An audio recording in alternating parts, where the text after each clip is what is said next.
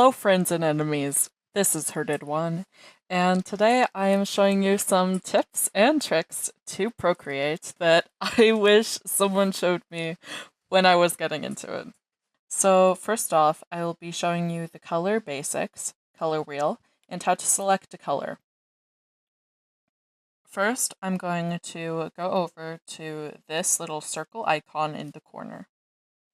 You're able to change it from classic, disk, harmony, value, and palettes. Let's say you wanted to draw a circle, and then you wanted to add some other colors, and then hop into something else. Well, you might not want to be searching through the history, so you're able to use your pencil or finger and tap on this untitled palette. Not this one specifically. Don't save your colors on my palette. Don't touch my palette. Get your grubby fingers off my palette. But and now I can show you how to select a color. You might be a little bit confused, or maybe I was just the confused one when starting out, but it took me the longest time to find this. There's this little square in the corner by these opacity and size bars. This is what helps you pick a color. You'll just hover it over the color that you want, and there you go. Next, I'll be showing you how to color/use the paint bucket. We're going to be using a smiley face for this. If you want to use the paint bucket on the same layer as your line art, feel free to do that, just by dragging it into that. As you can see, it is currently in there. But sometimes you might want your line art and your colors to be separate. So, what you will do is go onto this, press reference, and you could either make a layer above or below the line art that you are referencing. If you have the coloring below the line art, it will have almost all of it. With this paintbrush, there's a little bit of blending, as you can see. So if you do the coloring on top of it, it will cover up some of that blending to have harsher lines, as you can see. So if you like that look, feel free to use it, but for most of my work I prefer to have the coloring below the line art. Or if, let's say, you have to have a bunch of holes in your drawing, poor guy, you can go the difficult route of drawing it yourself. And next, I'll be showing you how to color lines and the basics of alpha lock. So, you're done with coloring, but this black is a little bit harsh for what we're looking for. We can actually change the line art fairly simply. You'll go into your layers and select alpha lock. This will make it so that you can't color anywhere else but the current line that is locked. And now you can color this whatever you want.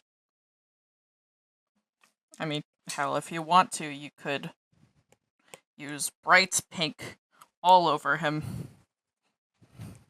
He doesn't care, I assure you. And the same can be for the coloring that you're using. You can also press alpha lock so that you won't be able to draw outside of it.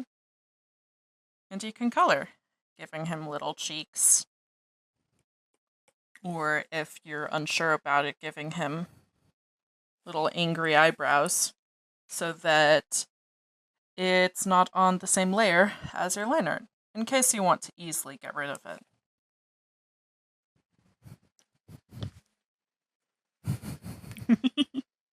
Look at how cute he is. Just your normal tutorial. Uh-huh. Okay, now, speaking of lines, I'll be showing you the basics to lines. Sometimes, if you draw a circle, it's not quite as round as you want. Or it's the perfect shape. It really just depends on you. But hand drawing it, it can look a little bit sloppy. So, what you're going to do is draw the same circle, but at the end you're going to hold down, and it will automatically correct the circle that you've made. Now, be careful with that because sometimes if you hold too long on a curved line that you actually like, it will autocorrect it for you. But the same goes for plain lines. Now I like how this is looking, except for this head is looking a little bit more oval-like than I want. So, how do you correct this? You select this arrow key, and then you'll see all sorts of ways that you can warp and manipulate the shape. But for this, I'm going to be using distort and warp. Okay, now this head shape is looking great, except one of the ears is bigger than the other. Now, I could always select this and warp like I previously did, but as you can see, it's difficult to get all of the line directly. So, what I'm going to do is use the liquify tool. You'll pick the magic stick wand thingy and go all the way down in adjustments to liquify. You can change the size of the liquify brush, but once you're done, you can make it big, which I think is pretty cool. This one took me forever to find, and I was so grateful once I found it. I'm not really doing it any justice right now, but trust me, it's a helpful tool. Gonna make him scared of what long ears I accidentally gave him.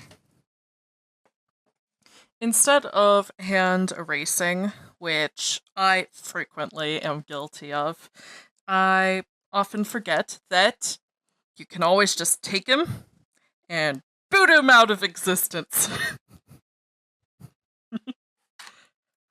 Or if you're boring, you can always clear the layer. This is a little character that I drew earlier using these hacks. And if you liked the video, please like and subscribe to support my content. Comment down below anything, whether or not you like Bob, what your favorite food is. It really helps with the algorithm. Also, by the way, if you don't subscribe, Bob gets angry. He will hunt you down and eat you. He has sharp teeth, and don't mess with him. Yeah. Nom nom nom.